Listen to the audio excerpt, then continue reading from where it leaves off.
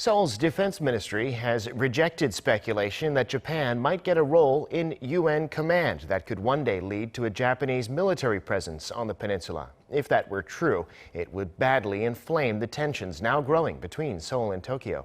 Ji-yeon explains. South Korea's defense ministry denied suspicions that Japan could be militarily involved if an armed conflict broke out on the Korean Peninsula.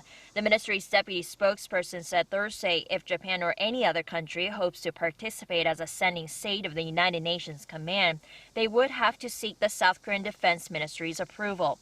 The ministry said there have been no discussions or considerations with the U.S. on whether Japan could be an official member.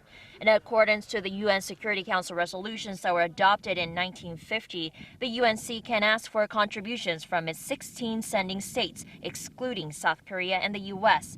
Also, the ministry said it told Germany it strongly objected sending a German officer to the UNC, and with that, plans to send an officer had been shelved.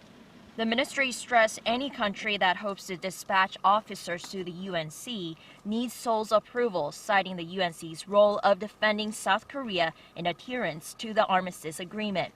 The remarks follow speculation that the U.S.-led UNC is reportedly seeking to include Japan in the states that would be involved militarily if an armed conflict broke out on the Korean Peninsula, raising suspicions it could help expand Japan's self-defense forces.